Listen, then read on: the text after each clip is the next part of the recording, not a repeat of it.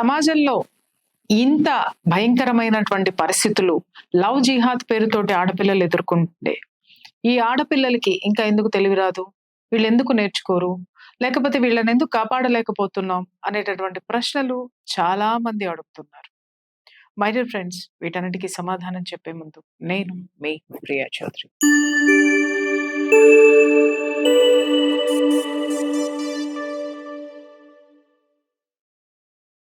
My dear friends, ఇక్కడ చాలా మంది అడుగుతున్నటువంటి విషయం ఏంటంటే, ఈ ఆడపిల్లలు ఎందుకు తెలుసుకోరండి?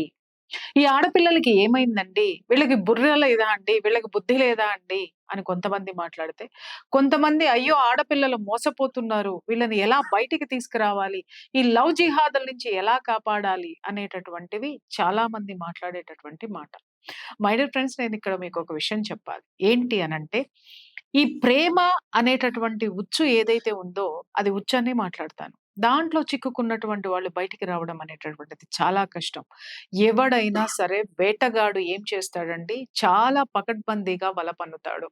పక్షులని పట్టుకోవడం కోసము అతను కింద నేల మీద కొన్ని గింజలు వేసి, ఆ గింజల మీద ఒక కనిపించనటువంటి ఒక వలను వేసి, ఒక తెరను వేసి, పక్షులు ఆ గింజల కోసం కిందకి వచ్చి ఆశపడి ఆ గింజలు తినే క్రమంలో వలలో చిక్కుకుంటాయి.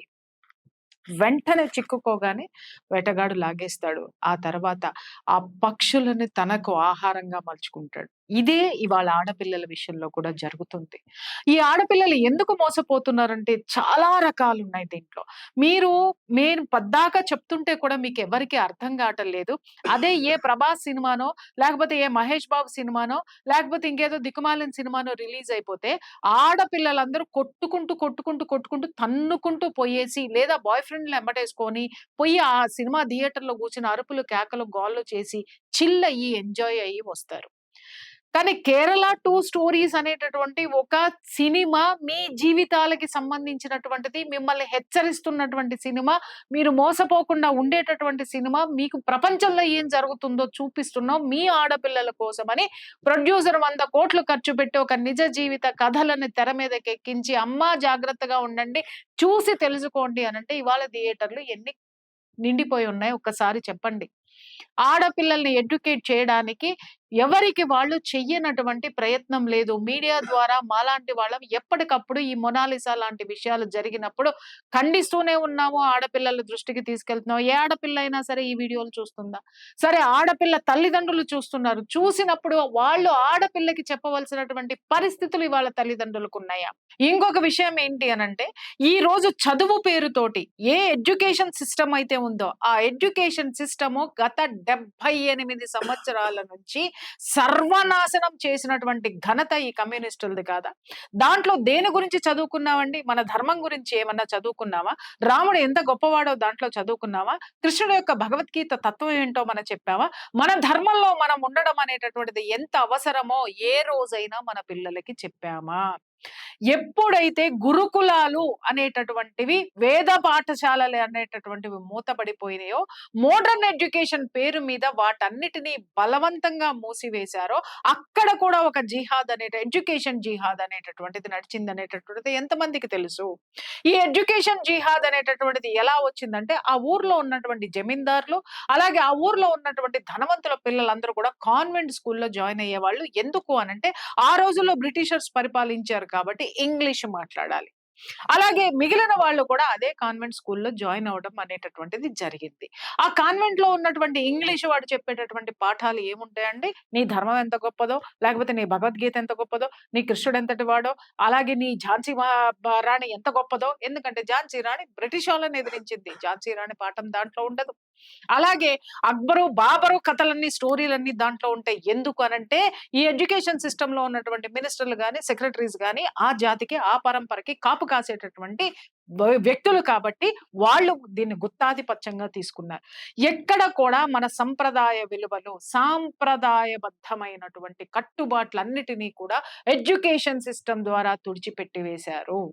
ఎప్పుడైతే మోడర్న్ ఎడ్యుకేషన్ అనేటటువంటిది ఒకటి పెట్టి, ఎంతసేపు ఆ ఎడ్యుకేషన్‌లో ప్రపంచంలో ఏం జరుగుతున్నాయో తెలుసుకోండి. మీకు ప్రపంచం తెలియాలి అని చెప్పి, ఆ ప్రపంచంలో భారతదేశం యొక్క సనాతన ధర్మాన్ని ఏ విధంగా తూట్లు పొడవాలో, ఈ సనాతన ధర్మం ఎంత భయంకరమైనదో అనేటటువంటి కట్టుకథలు మోడర్న్ ఎడ్యుకేషన్‌లో చొప్పించి, ఇక్కడ లేనిపోనటువంటి బాల్య వివాహాలు, అస్సలు లేనటువంటి సతీ సహగమనాలు, తర్వాత పుక్కిటి పురాణాలు పెట్టించి, దీంట్లో మన పురాణాలన్నీ కూడా ఎంత భయంకరమైనటువంటి ఛాందస భావాన్ని, అలాగే దుష్ట సాంప్రదాయాలు కలిగి ఉన్నాయని చెప్పి విషాన్ని నూరిపోసినటువంటి ఎడ్యుకేషన్ సిస్టమ్.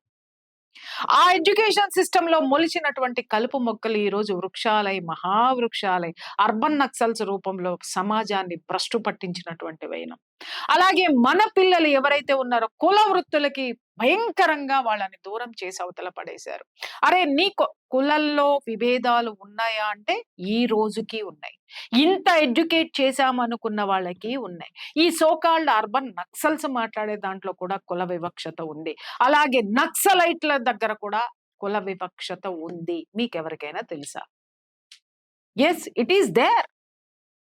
అక్కడ కూడా కులాధిపత్యం ఉంది. అక్కడ కూడా ఏ విధమైనటువంటి హెచ్చుతగ్గులు ఉండాలో అక్కడ ఉండాల్సిన రొచ్చు, రోత గూడా అక్కడ ఉంది. కానీ అది ఎప్పుడు బయటికి రానివ్వలేదు. బయటికి తీసుకొచ్చింది ఏంటి అనంటే, వీళ్ళు అల్లినటువంటి కట్టుకథలు. గురుకులంలో మన సంస్కృతి, సంప్రదాయాలు, వేదాలు, ఉపనిషత్తులు, మన జీవన విధానం ఎంత ధర్మబద్ధంగా ఉండాలి, నీతిగా, న్యాయంగా ఎలా బ్రతకాలి అనేటటువంటి ఒక అద్భుతమైనటువంటి జీవితం అది. దాంట్లో ఉన్నటువంటి వాళ్ళు కుల వృత్తులతో పాటుగా ఎన్నో విద్యలు నేర్చుకునే వాళ్ళు బ్రతుకు తెరువుకి అవసరమైనటువంటివి. వాటన్నిటినీ దూరం చేసేసి మోడర్న్ ఎడ్యుకేషన్ పేరు మీద ఇలాంటి వ్యవస్థను ఏర్పాటు చేశారు. నా చిన్నప్పుడు బోలెడు సినిమాలు చూసేదాన్నబ్బా 80స్‌లో. ఎప్పుడు చూసినా చూడు విప్లవం, విప్లవం, విప్లవం. ఆ విప్లవం ఆ సినిమాలన్నిట్లో ఏముండేదంటే నిరుద్యోగ సమస్య ఉండేది. నాకు అప్పుడు కూడా నిజంగా కోపం వచ్చేది తెలుసా?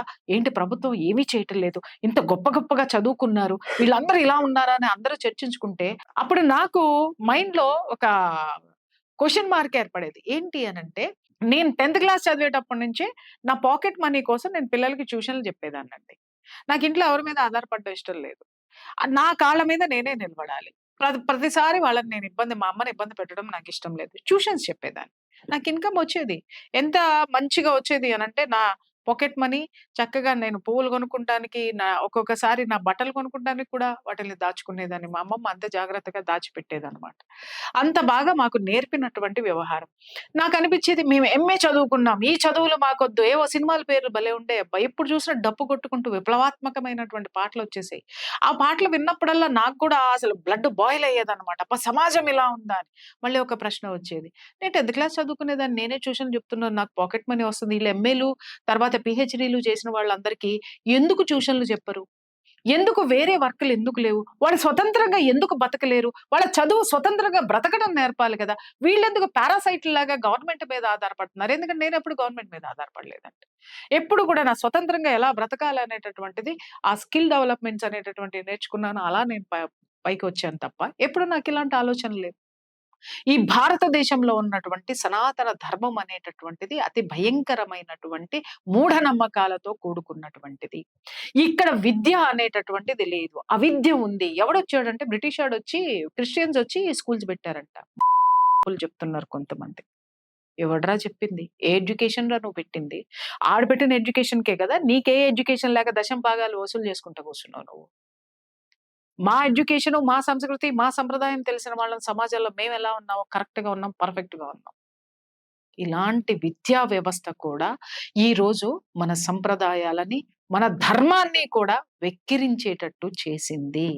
ఈరోజు పిల్లలకి మనము ఎంత చెప్పినా పిల్లలెందుకు వినటం లేదు అనంటే, దాదాపుగా 7 దశాబ్దాల నుంచి ఇంకా చెప్పాలంటే ఒక సెంచరీ 100 సంవత్సరాల నుంచి ఉన్నటువంటి విద్యా వ్యవస్థ మన తాతలు, ముత్తాతల నుంచి అది వేళ్ళూనుకుపోయి విప్లవాల పేరు మీద మనకి కట్టుబాట్లు అనేటటువంటివి లేకుండా పోయాయి. విచ్చలవిడితనం అనేటటువంటిది నేర్పించేశారు. అలాగని చెప్పి ఈ విచ్చలవిడితనాన్ని నేర్పించినటువంటి వాడు కట్టుబాట్లని తెంచుకుని రమ్మన్నటువంటి వాడు మాత్రము వాడు ఉన్నటువంటి ఫిలాసఫీలో ఉన్న కట్టుబాట్లకి కట్టుబడి పనిచేశాడు వాడు. ఎగ్జాక్ట్‌లీ. అవతల వాడు ఏం చెప్తే వాడు అది చేసి ఇక్కడ జీవితాన్ని, భారతదేశాన్ని నాశనం చేశాడు. ఇలాంటి వ్యవస్థ ఉన్నది. ఏ రోజైనా ఆడపిల్లకి కూర్చోబెట్టి మనం పూజలెందుకు చేస్తున్నామో చెప్పామా? భగవంతుడిని ఎందుకు కొలవాలో చెప్పామా? ఆ శక్తి మనల్ని ఎక్కడ రక్షిస్తుందో చెప్పామా? మన ధర్మంలోనే మనం ఎందుకున్నామో ఆడపిల్లలకి చెప్పామా? ఈ రోజుకి మమ్మల్ని ప్రశ్నించే వాళ్ళకి నేను చెప్తున్నాను. మీ ఇంట్లో మగ పిల్లలకైనా మీరు నేర్పించారా? మీ ఇంటికొచ్చినటువంటి కోడళ్ళు ఈ రోజు ఎందుకు పూజలు చేయరు? ఆర్థిక పరమైనటువంటి స్వేచ్ఛలోకి ఎందుకు నెట్టవేయబడ్డారు? ఇవన్నీ కూడా ప్రపంచము చాలా భయంకరంగా భారతదేశాన్ని, భారతదేశపు సంప్రదాయాన్ని, ఇక్కడ ఉన్నటువంటి ధర్మాన్ని ఇన్‌ఫ్లూయెన్స్ చేశాయి. ఇప్పుడు వాటిని కడిగేటటువంటి ప్రయత్నము ఎంతో మంది ముందుకు వచ్చి చేస్తున్నారు. మన ధర్మాన్ని మనం నిలిపేటటువంటి ప్రయత్నంలో భాగంగానే మాలాంటి వాళ్ళం లవ్ జిహాదులు గాని, ఫుడ్ జిహాదులు గాని, ల్యాండ్ జిహాదులు గాని వీటన్నిటి మీద కూడా గళం విప్పి మాట్లాడుతున్నాం. ఎన్నో దెబ్బలు తగులుతున్నాయి మాకు. ఆ దెబ్బల్ని ఓర్చుకుంటూ కూడా మేము ముందుకెళ్తున్నాం. చిల్లర వెధవలు, చిల్లర మనుషులు, చిల్లర మహిళా మూర్తులు కూర్చొని పెట్టేటటువంటి వాట్లకి ఒక్కసారి ఆలోచించండి. వాళ్ళు మాట్లాడేటటువంటి దాంట్లో భారతదేశాన్ని ఏ రోజునైనా వాళ్ళు గొప్ప దేశమని పొగిడారా? మన సంప్రదాయం గొప్పదని పొగిడారా? అలాగే మనకి కట్టుబాట్లు ఏవైతే ఉన్నాయో ఆ కట్టుబాట్లు మనల్ని రక్షించాయని మాట్లాడారా? లేకపోతే బానిసత్వం అని మాట్లాడారా? చెప్పండి. మనల్ని బానిసలను అని మాట్లాడేటటువంటి వాళ్ళు వీళ్ళు అసలు మన దేశానికి ఎందుకు వచ్చారండి? ఎవడైనా ఒకడి మీదకి ఎందుకు యుద్ధానికి వెళ్తాడు? వాడు బలవంతుడైతే, లేదా వాడిని ఎందుకు జయిస్తాడు అంటే ఆ రాజ్యం మీదకి ఎందుకు వెళ్తాడు అంటే అక్కడ వీడు దోచుకుంటానికి ఏమైనా ఉంటేనే వెళ్తారు.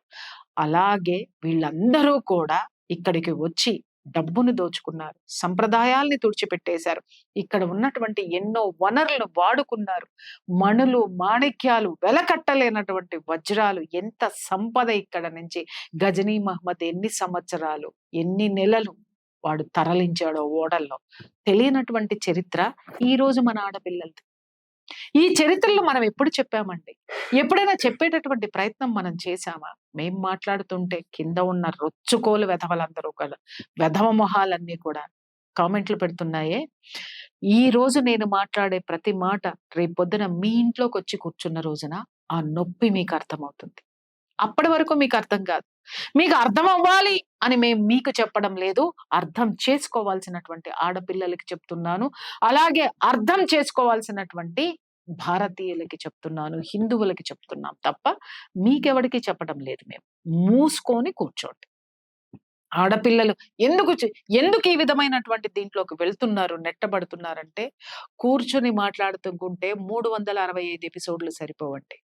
శత్రువు మన ఆడపిల్లల మీద ఎన్ని రకాల వలలు వేస్తున్నాడో, ఆడపిల్లల్ని మనం కాపాడుకోవడానికి మన ఇంట్లో ఉన్నటువంటి మగ పిల్లవాడిని ఒక సైనికుల్లాగా ఎలా తయారు చేయాలో, ఒక తండ్రి ఒక సైనికాధికారిలాగా ఎలా పని చేయాలో ఇవన్నీ చెప్పేటటువంటి ప్రయత్నంలోనే మేము ఉన్నాం. రావడానికి మీరెవరైనా సిద్ధంగా ఉన్నారా? అరే పక్కింట్లో ఆడపిల్ల ఇట్లాంటి లవ్ జిహాద్ పడితే ఇంట్లో కూర్చొని స్టోరీలు చెప్పుకొని ఫోనులు చేసి ఇంకా మళ్ళీ మనకు తెలిసిన వాళ్ళకి చెబుతాము తప్ప, అరే ఆ ఇంట్లో ఇలా జరిగింది, రేపొద్దున మన ఇంట్లో వస్తదేమో, మన వాళ్ళకి వస్తదేమో, ఈ ఈ యొక్క ఫ్యామిలీకి మనం అండగా నిలబడదామని వచ్చిన హిందువులు ఎంతమంది ఉన్నారు చెప్పండి? నాకెందుకులే, నాకెందుకులే, నాకెందుకులే అన్న మీలాంటి వాళ్ళ వల్లనే ఈ స్థితికి ఈ రోజు దేశం దిగజారింది, ఆడపిల్ల దిగజారింది. వీటన్నిటికీ కారణము చెడ్డవాడు కాదండి. చెడ్డవాడు చేసే చెడ్డ పనులు కాదు. ఈ దిక్కుమాలినటువంటి సోకాల్డ్ కమ్యూనిస్టులు చేసే నికృష్టమైనటువంటి పనులు కాదు. మంచివాడు నోరు మూసుకున్నాడే, పిరికివాడయి లోపల తల దాచుకున్నాడే, వాడి వల్లనే వచ్చిన నష్టమంతా కూడా. దయచేసి ఇప్పుడైనా సరే మేల్కోండి, మేల్కోండి. మేల్కోలేదనుకోండి నిద్రపోండి.